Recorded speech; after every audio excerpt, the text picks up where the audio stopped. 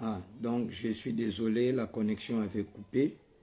Je vais pas reprendre la vidéo, mais continuer avec ce que nous disions. Nous étions arrivés dans le verset 3 d'Ésaïe 18. Vous tous habitants du monde, habitants de la terre, voyez la bannière qui se dresse sur le montagne. Écoutez la trompette qui sonne. J'étais en train de vous montrer que pendant le millénium, ou dans la résurrection de toutes choses, pendant le millénium et après le millénium, la nouvelle terre, qu'il n'y aura qu'une seule nation, qui sera Israël, qui sera la nation là-bas, telle que nous avons vu, et puis ça sera, il n'y aura qu'une seule bannière. Et comme je vous ai montré, c'est cette nation qui a tout écrasé depuis qu'elle existe.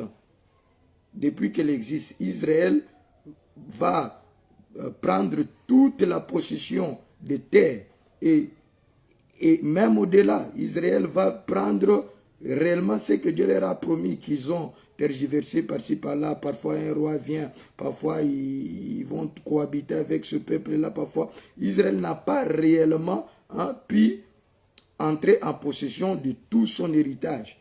Et je suis en train de vous montrer que Ésaïe 18, de 1 à 3 et 7, parle de la restauration de toutes choses. Ne parle pas d'Afrique, de ceci et de cela. Donc c'est ce que j'étais en train de vous montrer. Et nous sommes arrivés là dans Ésaïe verset 3. Là on parle, il y aura une bannière sur le montagne. Et c'est ce que Frère Branham dit. Et je suis en train de vous montrer dans le passage que je vais lire ici dans la préparation de Dieu, paragraphe 49, de première en 4e mois 1954, et que Frère Branham montre que cette nation qui domine tout depuis qu'elle existe, Israël va réellement exister en termes de toute la possession que Dieu lui a donnée, c'est pendant le millénium et au-delà. Comprenez? Donc c'est en cela que je suis en train de vous montrer toutes ces choses. C'est là qui dominera tout le monde. C'est là qui dominera depuis qu'il existe. Israël aujourd'hui n'a pas existé avec le fleuve qui coupe par-ci par-là. Mais là-bas, il y aura des fleuves qui couperont tel que nous allons le voir. Donc, dans la préparation de Dieu, paragraphe 49, je lis. Là, dans les livres de l'Apocalypse, il est dit, réjouissez-vous, cieux et vous les saints prophètes, ça y est, car le royaume de ce monde sont devenus le royaume de notre Seigneur. Voilà. Et de son Christ. Et il les dirigera et régnera sur la terre pendant 1000 ans. Vous y êtes. Alors, il n'y aura plus de guerre. Cet Israël-là, qui est cette nation dont le Messie est maintenant le chef, va tout écraser. Il n'y aura pas de guerre. Mais tant que c'est Satan qui règne, un tel bâtira un peu et quelques hommes bons se mettront au travail et bâtiront un peu. Et puis Satan étendra sa main là et démolira la chose. Même si Salomon est venu, David est venu, des grands rois, mais vous allez voir après, ça va toujours démolir la chose. C'est-à-dire la victoire d'Israël n'est pas permanente. Donc ce n'est même pas Afrique. L'Afrique n'est pas une nation. Vous comprenez? Et l'Afrique n'est pas une nation dominante, une nation écrasante. Vous comprenez? Alors Frère Branham dit, c'est vrai. Alors la chose suivante, écoutez bien. Vous savez, avec ces grands princes qui va venir un jour, chaque homme, chaque nation se débat. Que ceci soit la langue internationale, que ceci soit le drapeau international, et elles se battent pour le pouvoir et ne se rendent pas compte qu'elles suscitent une bande de fous. Et nous sommes dans le royaume qui possédera le monde. Voilà ce qui est dit là-bas dans Ésaïe. Chapitre 1, 18, verset 2, surtout là. Cette nation qui écrasera tout. Vous comprenez? Il dit, et nous sommes dans le royaume qui possédera le monde. C'est vrai, oui, oui. Le royaume de Dieu dirigera, régnera et détruira chaque nation, chaque drapeau. Vous comprenez? Il n'y aura qu'un seul drapeau. Vous savez que pendant l'Armageddon, l'agneau, notre roi, va tout détruire. C'est ici. Un seul drapeau, et ce sera la vieille croix rugueuse. Voilà votre bannière qui va se retrouver partout là-bas, sur des montagnes. Il y aura une seule langue, ça sera la langue céleste. Alléluia, un seul peuple. Un seul peuple. Tous ces rois-là, comme à Babylone, Babylone avait 127 provinces, plutôt l'Empire médo-perse, je pense, avait 127 provinces, mais tout cela, c'était l'Empire médo-perse. Babylone pouvait avoir plusieurs provinces, c'est-à-dire des pays étaient devenus des provinces. Des rois n'étaient pas vraiment de vrais rois, c'était des gouverneurs. Donc c'est que vous devriez, je m'excuse savoir, je passe très vite. Il régnera Christ pendant 1000 ans et dirigera avec son peuple sur le trône de David, son père. Les grands et puissants conquérants, paragraphe 60. Je m'excuse, 64, du 21 4 mois 1955. Mais ô frère, un de ces 4 matins, quand le vieux bateau de Sion sifflera et que je verrai cet emblème, ces drapeaux, se dresser là, la vieille croix rugueuse, pendant que cette vieille bannière grise flottera au vent en traversant la brume de la mort, quelle victoire ce sera. Voilà. Donc, c'est ce que vous devriez savoir. Prenons maintenant le verset 7 d'Ésaïe très rapidement. D'Ésaïe 18.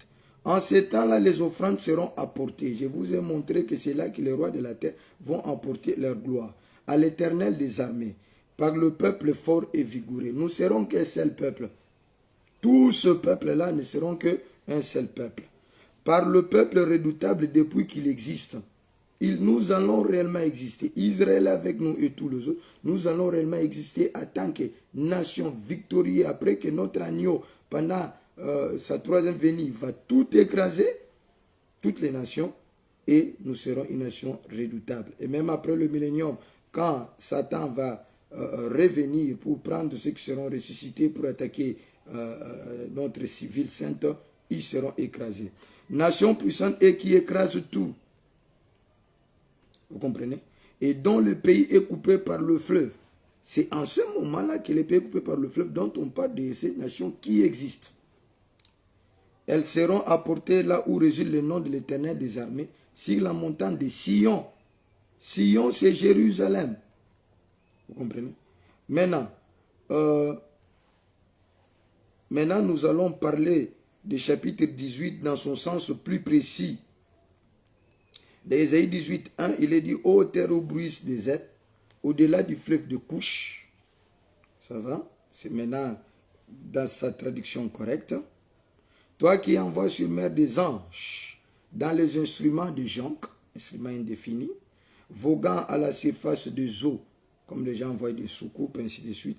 Allez, anges rapides, vers la nation forte et vigoureuse, vers ce peuple redoutable depuis qu'il existe, nation puissante et qui écrase tout, et dont le pays est coupé par le fleuve. Nous vous avons montré la fois passée, je vais sillonner rapidement.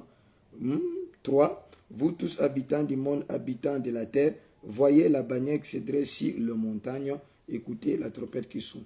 En ces temps-là, des offrandes seront apportées à l'Éternel des armées par le peuple fort et vigoureux, par le peuple redoutable depuis qu'il existe, nation puissante et qui écrase tout, et dont le pays est coupé par le fleuve. Elles seront apportées là où réside le nom de l'Éternel des armées, sur la montagne au singulier. Donc nous sommes dans une configuration de la restauration, sur la montagne où l'agneau sera la lumière, sur la montagne de Jérusalem.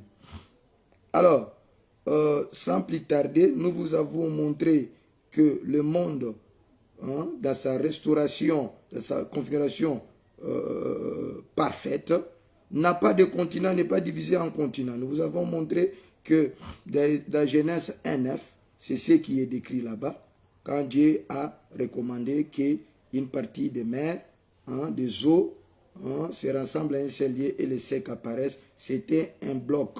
Et les hommes de science reconnaissent que c'est un supercontinent. Donc on ne parle pas d'Afrique ici, on parle de rien. Le monde est retourné dans sa restauration.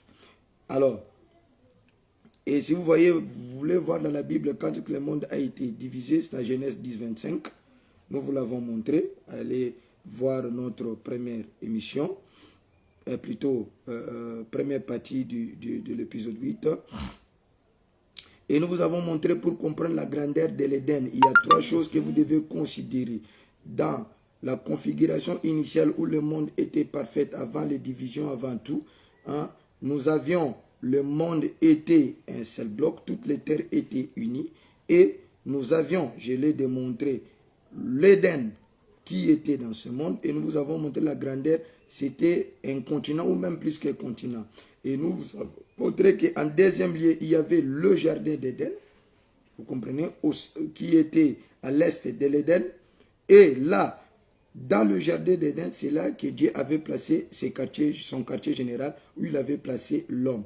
Et nous vous avons montré dans le premier épisode que le quartier général même de Dieu, pendant la restauration de toutes choses, aura la grandeur de la moitié des États-Unis, selon William Branham. C'est cette ville sainte dans laquelle il y aura des jardins, tels que Frère Branham dit, comme la Babylone antique avait copié, avec des jardins suspendus. Et ainsi de suite, il y aura un fleuve qui sortira et va ramifier et à plusieurs bras, 4 bras en l'occurrence, selon Genèse, c'est quartier général, cette grande montagne, la montagne de Sion, où l'agneau sera assis. Donc, je ne vais pas me répéter, et vous allez voir, nous vous avons montré toutes ces choses dans l'épisode 1. Je suis obligé de passer, il y a beaucoup de choses, je vais attendre vos questions. Alors, et nous vous avons montré toutes ces choses, je vais carrément passer. Je vais carrément passer toutes ces choses. Et vous allez voir, quand nous sommes arrivés au deuxième fleuve, dans Genèse 2, à partir de 10, maintenant nous sommes à 13, le nom du second fleuve est Gihon. Gihon, c'est le Nil actuel. C'est celui qui entoure tout le pays de Couche. Couche qui veut dire l'Éthiopie ou l'Éthiopienne. Mais je vous ai montré que ce n'était pas tout dans la configuration actuelle. Il n'y avait pas Afrique, Asie, ainsi de suite. Les Nils, ainsi de suite. Je vous ai montré que si on remonte vers la mer Méditerranée, certainement ça va passer par Israël et rencontrer là-bas le Tigre et le Frate. Alors, ainsi de suite, je vous ai montré ça. Je suis en train de passer rapidement pour que je commence à lire Frère Branham dans l'Éden de Satan, paragraphe 26. Frère Branham a dit, et finalement, quand il a fait tout cela, on est finalement arrivé au quartier. Nous sommes arrivés au quartier, finalement, nous sommes arrivés au quartier général de la terre, qui fut établi dans un lieu magnifique, c'est l'Éden, situé à l'est de l'Éden, comprenez? Le quartier général était dans un lieu magnifique, qui est le jardin d'Éden.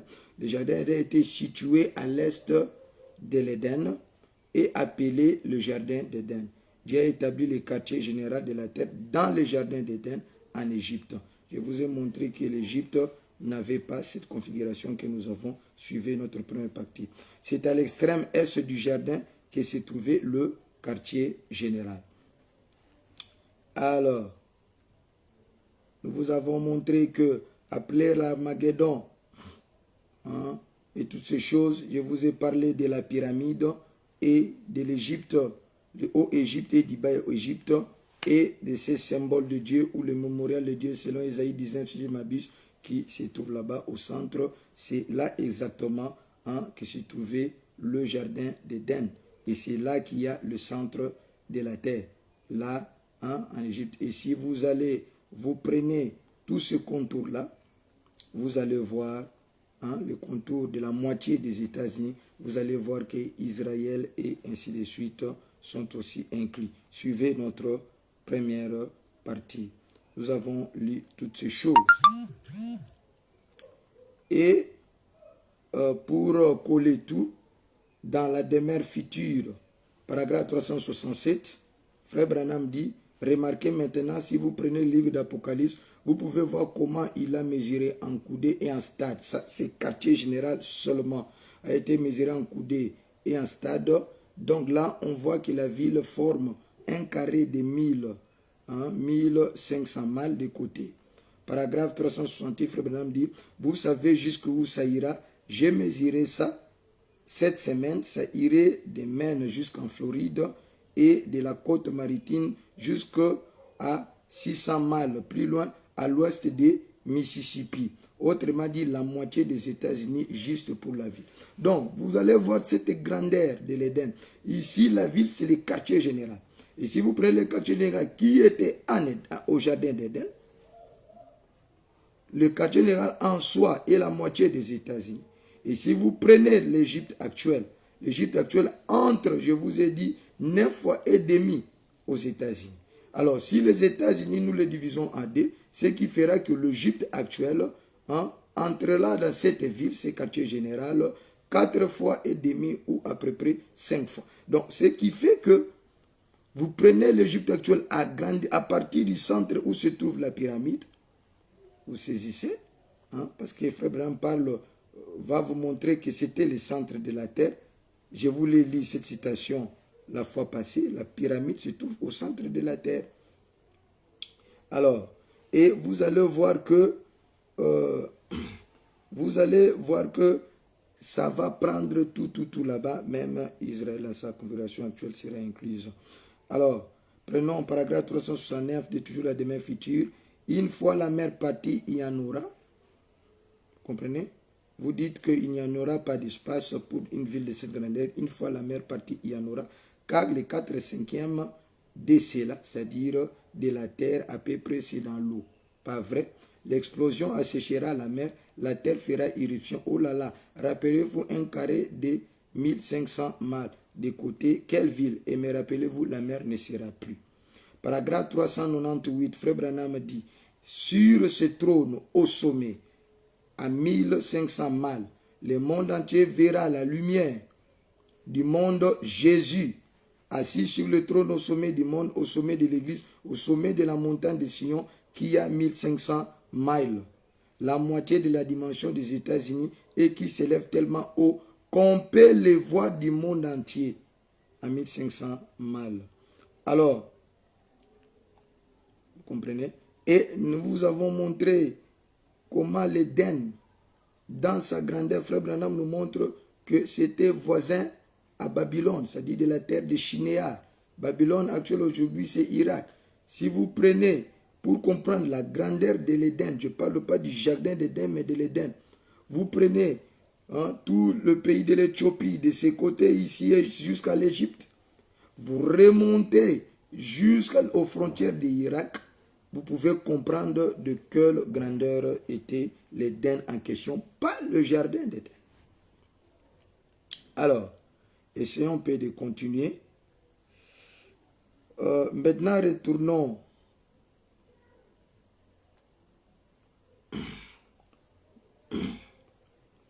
Attendez, je vais voir pour ne pas répéter.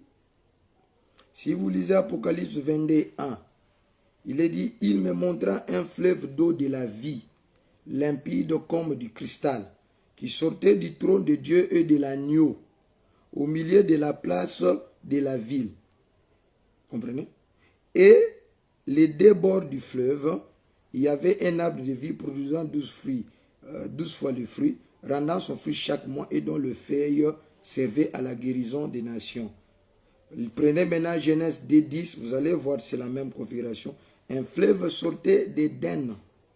C'est à l'Éden qu'il y avait le trône de Dieu. Vous allez savoir que après que là dans l'arbre de vie au centre de l'Éden, au centre du quartier, plutôt au centre du jardin d'Éden, là au quartier général, vous allez voir que Dieu avait mis des chérubins pour protéger cela.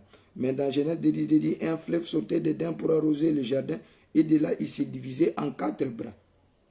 Voilà votre pays, vous comprenez, qui est coupé par des fleuves. Alors,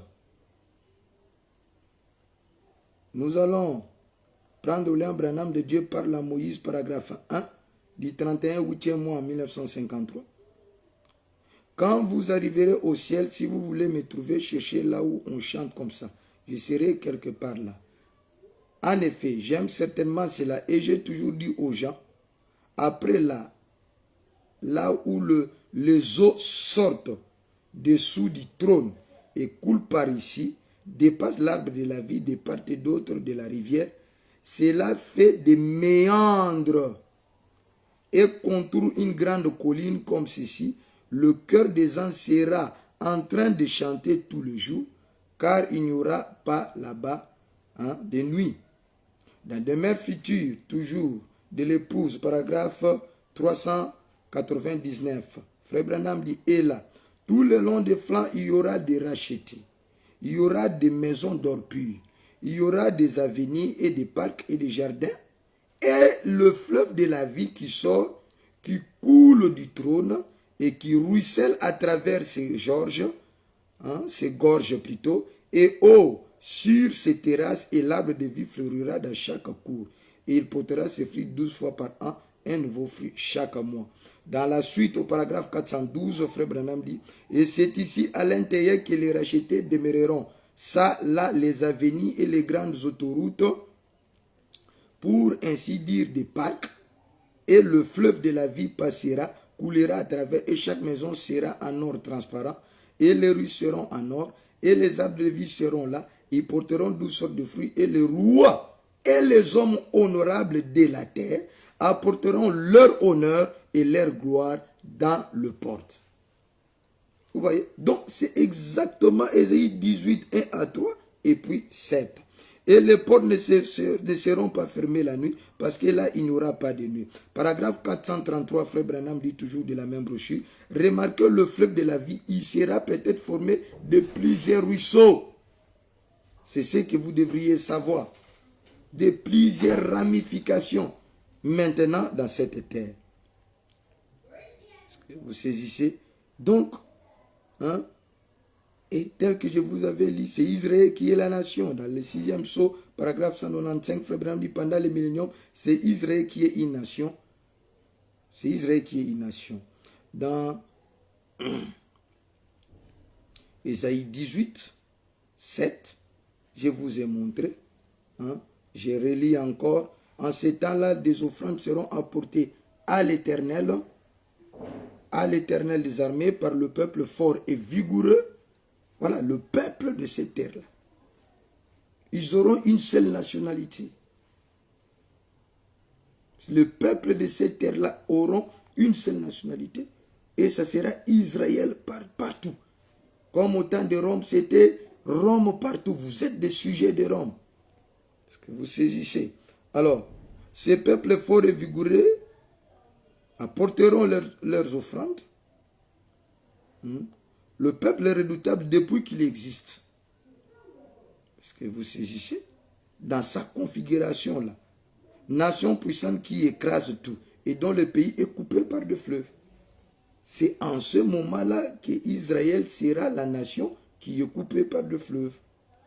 Elles seront apportées là où réside le nom de l'Éternel des armées. Où? C'est sur cette montagne-là, sur la montagne de Sion où l'agneau aura son trône. Donc, je ne sais pas quelle interprétation je peux encore donner par là. Dans Apocalypse 21, 23, il est dit, la ville n'a besoin ni du soleil ni de lune pour l'éclairer, car la gloire de Dieu l'éclaire et l'agneau est son flambeau. Les nations marcheront à sa lumière. Et les rois de la terre, les rois au pluriel, y apporteront leur gloire. Ces portes ne se fermeront point le jour, car il n'y aura point de nuit. Et dans la demeure future de l'époux, paragraphe 433, Frère Branham dit, le fait seront pour la guérison des nations, c'est-à-dire que les rois qui vivront là, y apporteront leur honneur. Quand ils apporteront leur honneur, et qu'ils les déposeront devant le trône de Dieu, tout comme c'est de l'extérieur, les 11 tribus ou les 12 tribus apportées, ou les 12 tribus apportées, un dixième à Lévi. Vous voyez, quand ils apporteront leur honneur du pays, dans le pays béni, là ils tendront la main vers l'arbre de vie et ils cueilleront une feuille de houx, une feuille de l'arbre de vie et ils sortiront ensemble. Il n'y a plus de guerre, tout est paix, les feuilles sont un mémorial pour la guérison divine. Donc, c'est là que les anges de Dieu et nous aussi voyagerons de la vitesse de la pensée dans nos corps glorifiés. Bref, j'avoue que nous ignorons beaucoup de phénomènes qui arriveront de l'autre côté comme des soucoupes aujourd'hui. On ne comprend rien. Je pense que c'est ce qu'Ésaïe essaie de décrire par rapport à ce qu'il voit dans la vision. Ça n'a rien à voir avec toutes les interprétations charnelles ici qui ne tiennent ni compte du message ni de la parole de Dieu. Donc, j'ai des citations ici dans les véritables sceaux de Pâques du D, 4e mois, 1961, traduction Shekinah, paragraphe 137. Frère Branham montre que nous voyagerons à la vitesse de la pensée. Dans les événements rendus clairs par la prophétie du 1er, 8e mois 1965, paragraphe 129, Frère Branham montre aussi que nous voyagerons de la vitesse de la pensée. Frère Branham dit, je le lis, mes amis, ceci est l'accomplissement de Malachie 4, Saint Luc 17, Saint Jean 15, de beaucoup, Apocalypse 10, des temps de prophéties qui peuvent être rattachés exactement à ces jours-ci, et aussi dans les livres de Marc et dans Matthieu, là où il a dit que ces grands signes et prodiges apparaîtraient dans les ciels, et les gens les appellent des soucoupes. Voilà. C'est comme là-bas, les traducteurs n'ont pas compris de quel instrument il s'agissait. Ils ont dit que ce sont des navires qui navigueront sur le fleuve de jonques. Comprenez? Voilà. Donc, des jonques, ce sont des feuilles dont souffle le vent. Alors, regardez ici.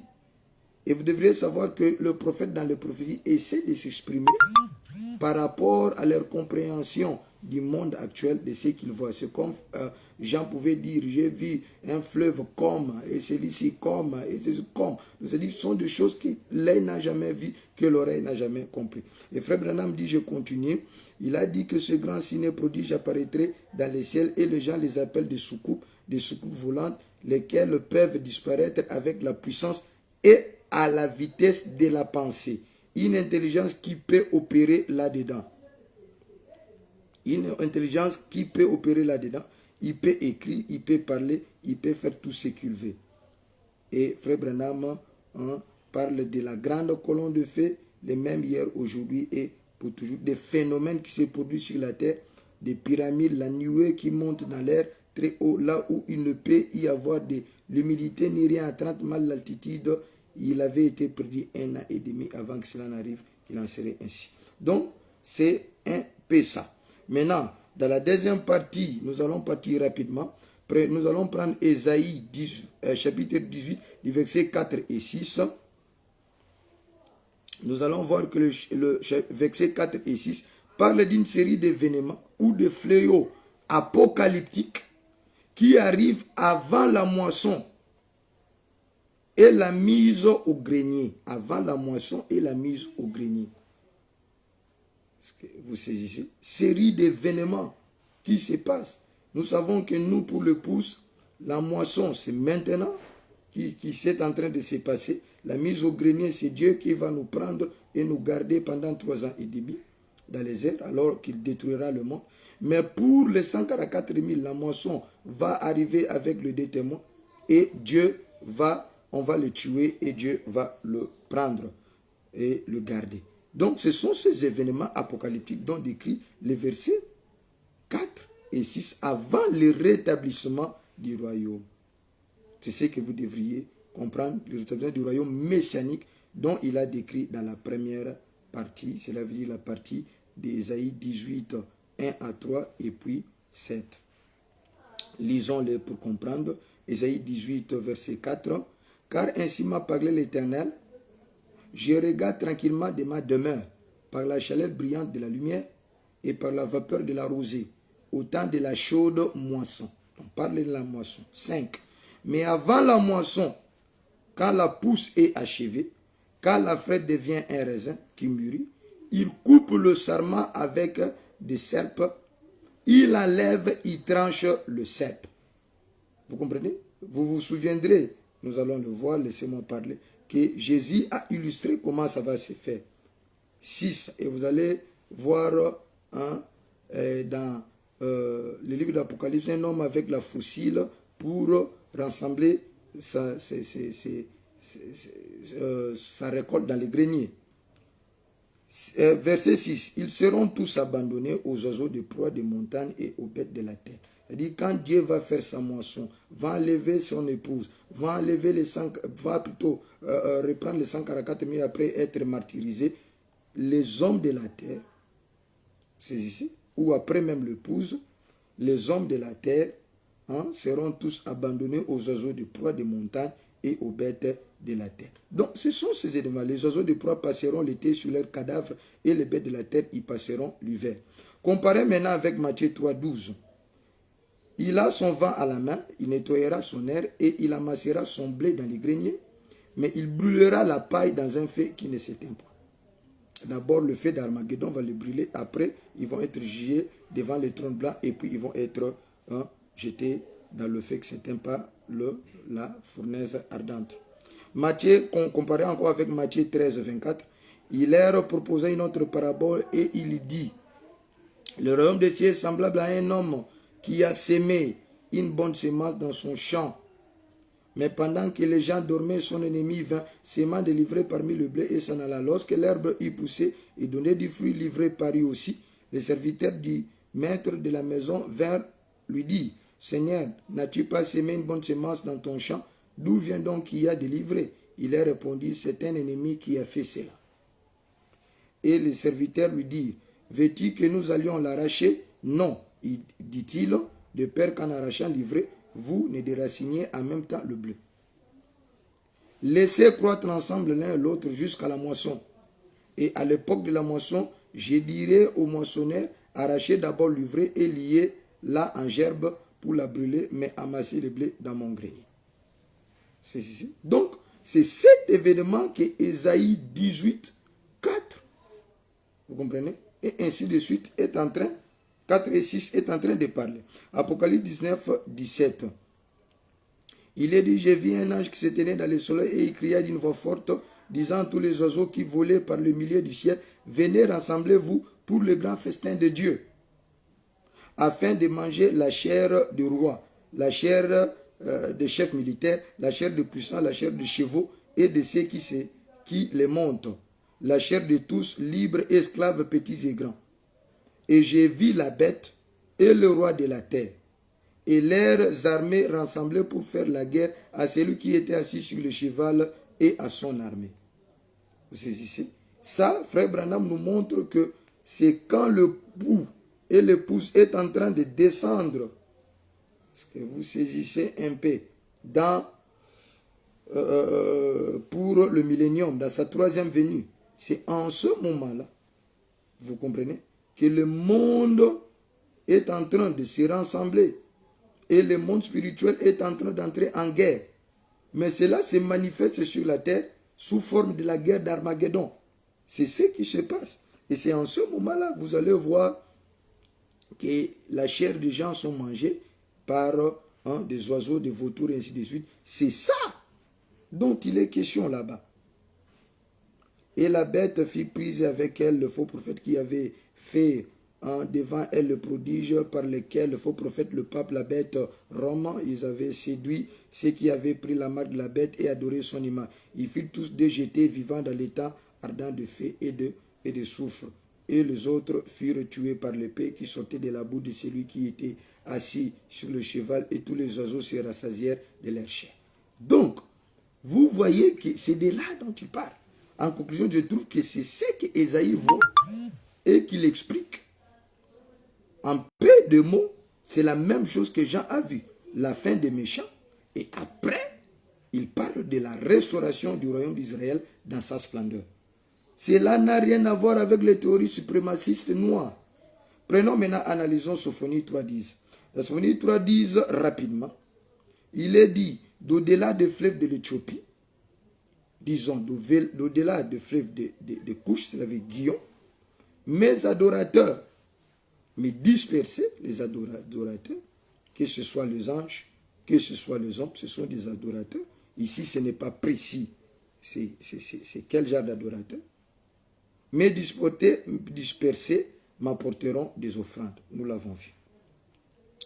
Alors, c'est la même chose que Sophonie est en train de répéter. Ça ne concerne rien des peuples africains.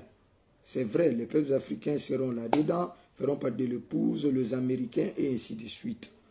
Et il y aura aussi, que ce soit de l'Afrique, que ce soit de partout, qui vont, ce n'est pas notre sujet, le millénium. Vous allez savoir que Frère Branham dit, les nations, Israël, il doit y avoir plusieurs nations là-bas, Parce qu'Israël, s'il doit dominer, hein, si l'épouse et Christ doit dominer, il doit y avoir le peuple sur qui dominer. Donc ce n'est pas notre sujet. Maintenant, dans les versets 1 et 8 de Sophonie, cela nous montre la rébellion d'Israël dans son état déchu. Versets 1 et 8 nous montrent Israël dans son état déchu. Et comment Dieu fera pour les punir, ainsi que juger ceux qui les opprimeront après. Mais lisons Sophonie 3, 1 jusqu'à 8. Malheur à la vie rebelle essuyée, ça c'est Jérusalem, à la ville pleine d'oppresseurs. Elle n'écoute aucune voix, elle n'a point d'égard à la correction, elle ne se confie pas à l'Éternel, elle ne s'approche pas de son Dieu. Ses chefs au milieu d'elle sont des lions rugissants, ses juges sont des loups du soir, qui ne gardent rien pour le matin. Ces prophètes sont téméraires, infidèles, ces sacrificateurs profanent les choses saintes, violent la loi. Donc ça, c'est Israël dans, c'est-à-dire maintenant qu'il est déchu, et même avant, au temps passé. 5. L'Éternel est juste au milieu d'elle, il ne commet point d'iniquité. Dieu ne commet point d'iniquité. Chaque matin, il produit à la lumière ce jugement, sans jamais y manquer. Mais celui qui est inique ne connaît pas la honte. J'ai exterminé des nations. Il parle d'Israël. Leurs tours sont détruites. J'ai dévasté leurs rues, plus de passants. Leurs villes sont ravagées, plus d'hommes, plus d'habitants. C'est ici. Et ici, Dieu est en train maintenant de montrer comment il a fait avec Israël et l'extermination des nations, mais plus précisément en ces temps de la fin, quand Dieu, notre roi, le Seigneur Jésus-Christ, nous représentant, va écraser tout. C'est cette nation qui va écraser tout à la fin. Maintenant, il continue. Si, dis-moi, tu voulais me craindre, il parle à Israël, avoir égard à la correction, ta demeure ne sera pas détruite. Tout le châtiment dont j'étais menacé n'arriverait pas. Mais ils se sont hâtés de pervertir toutes leurs actions. Attendez-moi donc, dit l'Éternel, au jour où je me lèverai pour le butin. Vous comprenez? Car j'ai résolu de rassembler les nations, de rassembler le royaume, pour répandre sur eux ma fureur. Il parle d'Israël, de la destruction d'Israël. Toute l'ardeur de ma colère, car par le feu de ma jalousie, tout le pays sera consumé. Et toutes ces choses sont arrivées. Aujourd'hui, Israël est une nation et nous sommes en train de nous avancer pour qu'il devienne effectivement, réellement une nation avec toutes les prérogatives que Dieu lui avait préparées et lui avait promises. Dans les versets 18 à 20, il continue de montrer le jugement du temps de la fin contre les oppresseurs des Juifs maintenant. Parce que Dieu avait promis dans sa parole, quand vous pécherez, vous commettrez d'iniquité, j'enverrai des royaumes contre vous, des nations contre vous, mais après moi-même, je les jugerai. Les érudits de la Bible connaissent que c'est comme ça que Dieu fait et je vais le punir. Maintenant, c'est ce qu'il dit ici. Dieu, dans les versets 18 et 20, il continue de montrer le jugement du temps de la fin contre les oppresseurs des Juifs et le rétablissement de son peuple dans sa patrie. C'est de ça dont il fait allusion. Prenons 18. Je rassemblerai, je suis dans Sophonie, 3, 18 maintenant. Je rassemblerai ceux qui sont dans la tristesse, loin des fêtes solennelles, ceux qui sont sortis de ton sang, les 144 000. L'opprobre pèse sur eux. Voici en ce temps-là, j'agirai contre tous tes oppresseurs. C'est quand l'épouse est enlevée. Dieu va, Frère Branham dit qu'il y aura des pierres de 70 kilos, de grosses pierres qui vont tomber contre les nations qui vont entourer Israël pour le combattre. Et Dieu sera là pour combattre pour Israël. Je délivrerai les boiteux, je recueillerai ceux qui ont été chassés, je ferai d'eux un sujet de louange et de gloire dans tous les pays où ils sont en opprobre. Ce sont des événements depuis, Dieu les a ramenés depuis les choses de Hitler, Eichmann et ainsi de suite, et ça va continuer, surtout quand l'épouse sera enlevée. En ce temps-là, je vous ramènerai. C'est ce qui est arrivé en 1900, pendant les années 40. En ce temps-là, je vous rassemblerai. C'est ce qui est fait. Ils sont menés une nation. Car je ferai de vous un sujet de gloire et de louange parmi tout le peuple de la terre, quand je ramènerai vos captifs sous vos yeux, dit l'Éternel. C'est l'événement qui s'est passé après la Deuxième Guerre mondiale. Du verset 9 à 17, il montre Israël dans son royaume restauré de l'autre côté. Prenons le verset 9. Sophonie 3, 9. Je l'ai divisé en plusieurs parties pour que vous puissiez comprendre que le prophétie, il ne faut pas le suivre en ligne droite. Le prophète voit des choses comme des clichés. Il voit telle vision, il voit ça change à tel, il voit et il décrit. C'est un peu pêle-mêle. C'est du puzzle.